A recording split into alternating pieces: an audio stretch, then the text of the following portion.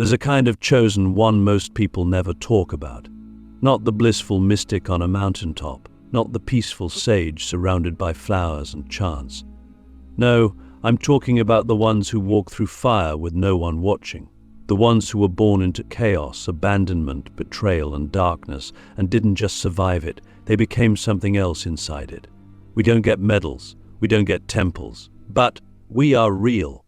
And we are the ones God sends when the war is spiritual and the world is too blind to see it happening. You know this, if it's you. You never asked to be strong, but life didn't give you a choice. You were handed pain before you had language. You were given trauma before you had tools.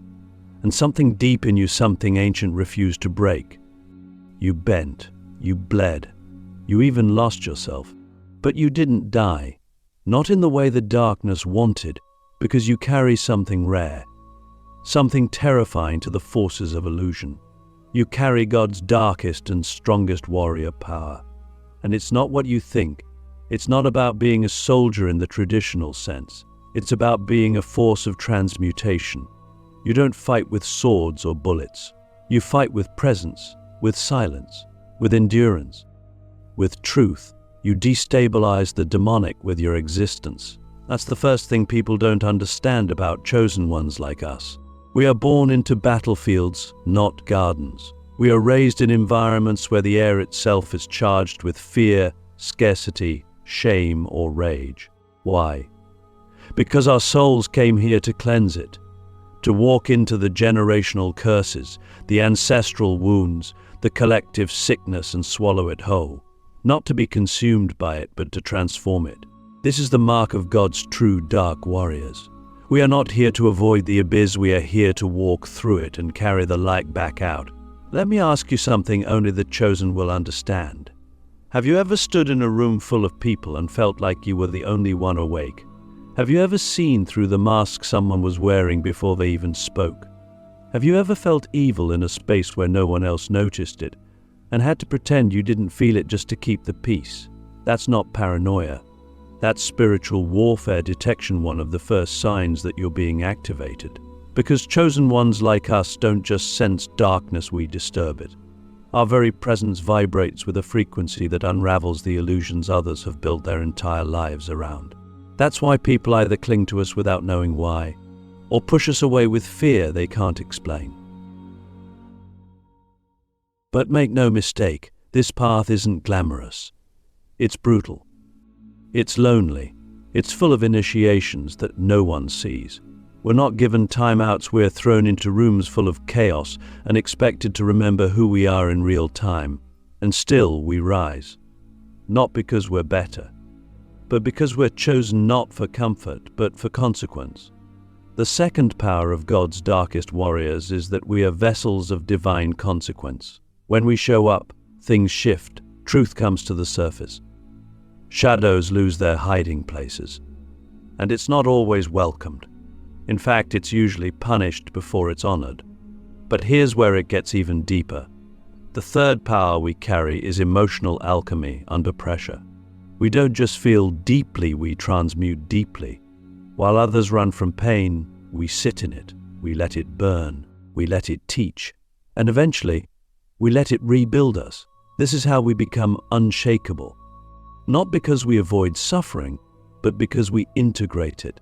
And the more we integrate, the more powerful we become.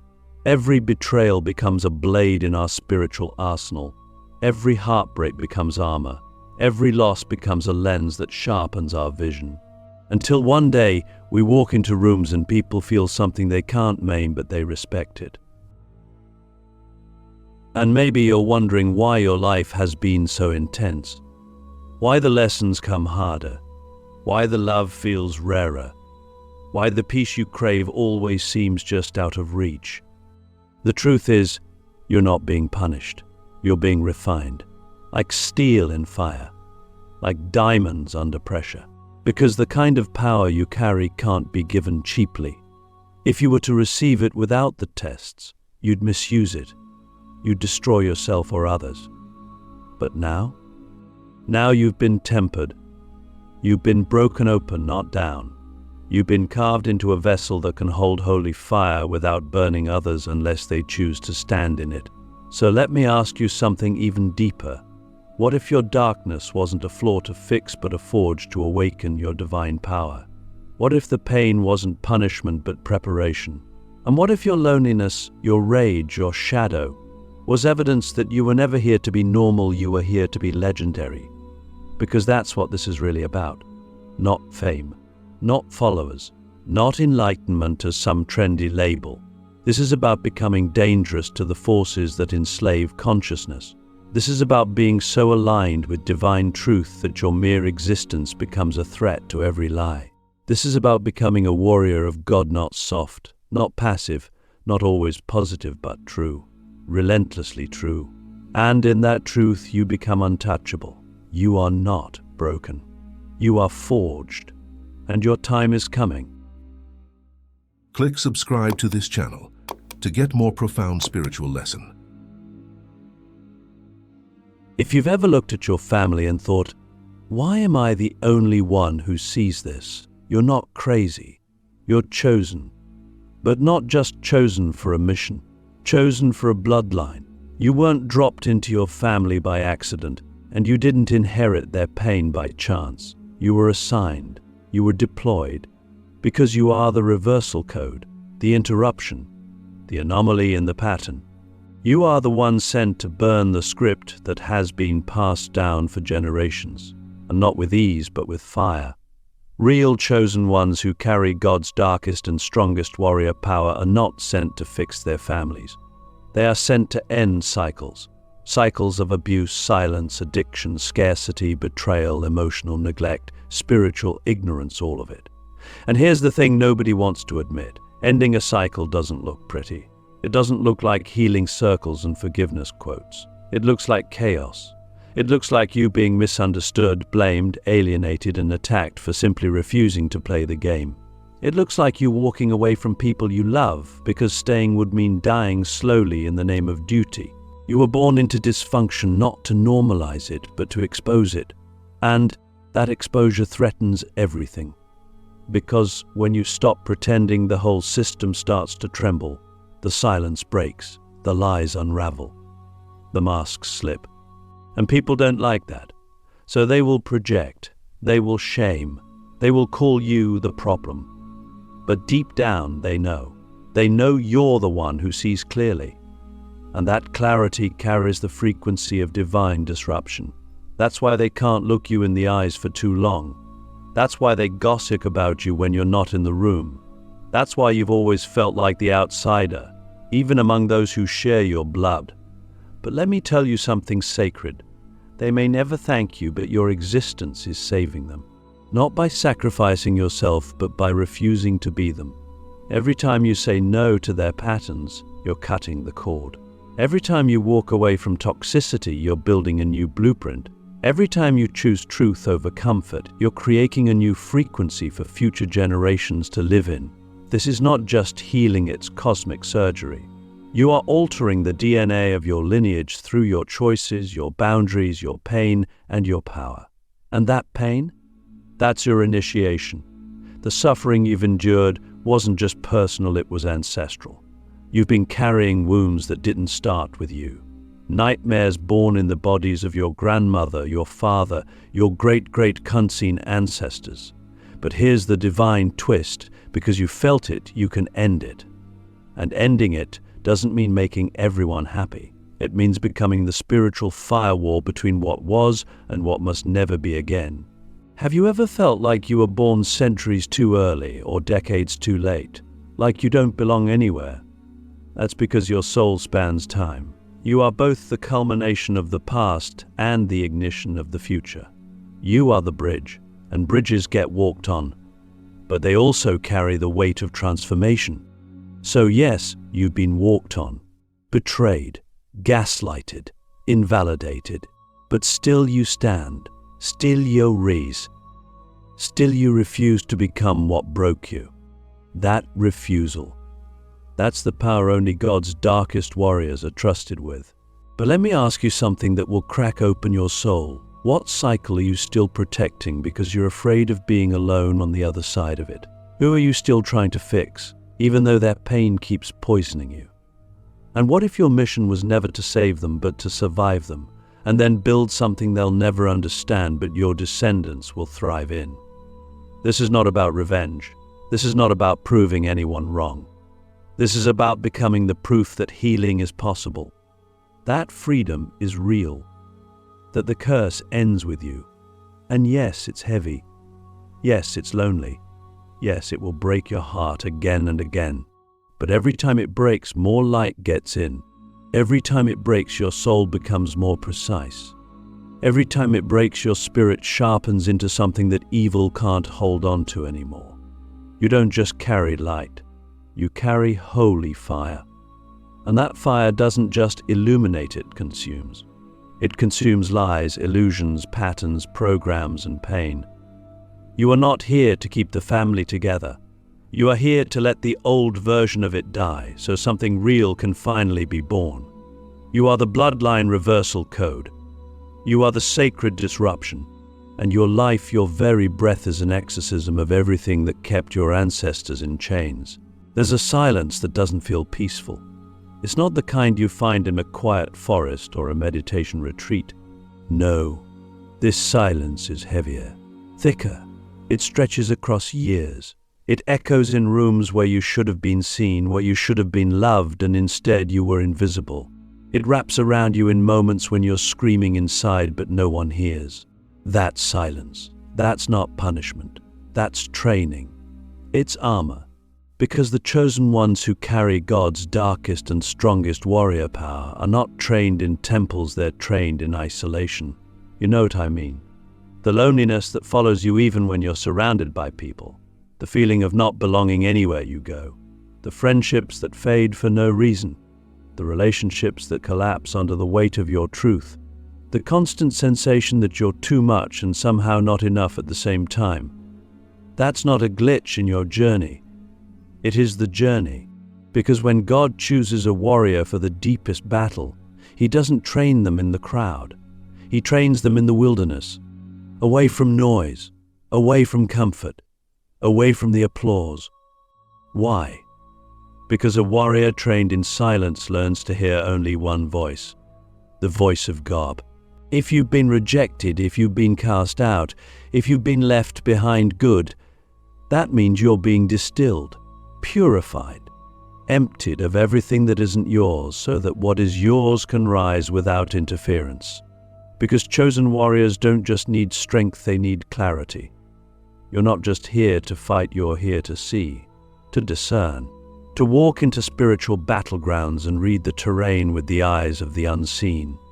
And the only way to sharpen that vision is through silence, through solitude, through that aching space where you doubt everything, and then something ancient inside you answers back. That's the fourth power of the chosen. Silent resilience. It's not loud. It's not dramatic. It doesn't need validation. It just is. It sits quietly in the center of your being like a mountain unmoved by storms. And it's forged through years of being misunderstood, underestimated, and ignored. You learn to stop chasing explanations. You stop trying to make people believe your truth. You stop begging for a seat at tables that were never built for you. And in that stillness, you realize something terrifying and liberating. You were never meant to be invited in, you were meant to build your own realm. Let me ask you something raw. What have you lost in your quest to be understood? How many parts of yourself have you silenced just to stay connected to people who never truly saw you? And what would happen if you stopped apologizing for your depth, your darkness, your fire, and just stood in it, even if it meant standing alone? Because here's the truth most people can't swallow. Chosen ones walk alone, not because they're broken, but because they're being built. We are being shaped in the shadows, not for approval, but for impact. And impact requires inner architecture that the world can't see. That's why your battles have been unseen. That's why your healing has happened behind closed doors. That's why no one clapped when you chose to rise from your lowest point. Because your strength isn't for performance, it's for purpose. And rejection. That's not failure, that's redirection. Every door that closed on you was a doorway into deeper power. Every person who left was a space being cleared for something sacred. Every silence you sat through was a download in disguise. You don't need to be seen by the crowd. You need to be known by the divine. And when you're known by the divine, you become dangerous to the systems of illusion. So when you feel the isolation creeping in, don't run. Sit inside it. Breathe inside it. Listen. There are instructions in that stillness. There are codes being written into your soul.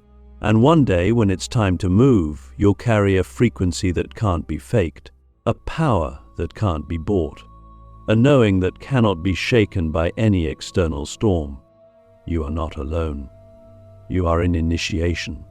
You are not abandoned. You are being anointed.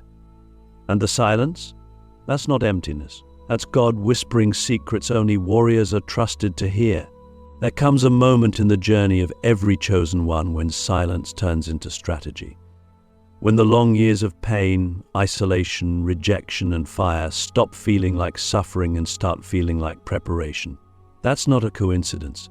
That's the moment your soul remembers why it came here. Because you didn't come to meditate forever. You didn't come to just survive. You came to disrupt, to dismantle, to destroy the old systems that poison the soul of humanity. And yes, you came to build something new, but not before you break what was never sacred to begin with. This is the final power of God's darkest and strongest warriors, divine chaos. Not chaos for the sake of destruction, but chaos as a sacred weapon. Chaos that exposes what's fake. Chaos that dissolves illusions. Chaos that cracks open the systems built on fear, control, greed, and manipulation. You didn't come to fit in. You came to bring the storm, and not just any storm, a targeted storm guided by divine intelligence, executed with surgical precision. You don't just react to evil, you collapse it from within. That's why your life has felt like a war zone, because your soul carries the blueprint for the final battle. You don't need to pick up a sword to be a warrior. You just need to stand in your truth so fully, so unapologetically, that everything false around you begins to tremble. You don't even need to shout. Your frequency is loud enough. Your presence alone is a weapon, because it carries years of refinement, years of shadow work, years of confronting your own demons so you could recognize them in others. That's why you see through the lies so easily. That's why you feel what's hidden beneath the surface. That's why you can't stay silent anymore when darkness parades as light. So what do you do with that power? You channel it. You aim it. You stop trying to blend in and start becoming the architecture of the new earth. You stop waiting for permission and start walking as if heaven itself is moving through your feet. Because it is. You are not here to fix the old world. You are here to replace it. And to do that, you must be willing to be misunderstood, attacked, even hated. Because when you carry the light of divine chaos, you threaten every system that feeds on spiritual sleep. Let me ask you the question that only warriors can answer. What would you do if you stopped doubting your power and finally unleashed everything you've been holding back? What if the anger you've carried for years wasn't a flaw, but a compass pointing you toward what needs to be dismantled? What if your sensitivity wasn't weakness, but a radar for where the soul of the world is bleeding out? Because now is the time. The world isn't waiting for another guru. It's waiting for truth incarnate. For warriors who've walked through hell and came back with keys, not scars.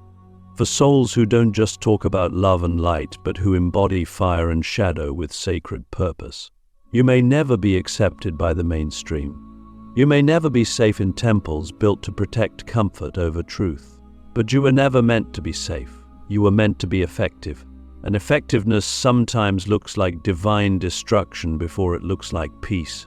So when the chaos rises, don't panic. That's your invitation. That's your moment. That's when your training kicks in. That's when you remember, you were built for this. You were born for this. You are not fragile. You are not confused. You are not lost. You are activated. You are aligned. You are armed with the unseen. This world is crumbling because something greater is being born. And that birth is not quiet. It's not clean. It's not calm. It's bloody, beautiful, and bursting with divine interference. You are that interference. You are the bridge between the end and the beginning. You are the warrior who doesn't just carry the light, you unleash it like thunder. So go, unleash it, and may every system built on fear collapse beneath the weight of your truth. You are one of the 7 chosen ones who carry God's darkest and strongest warrior power. And the world is not ready for what you came to do, but do it anyway.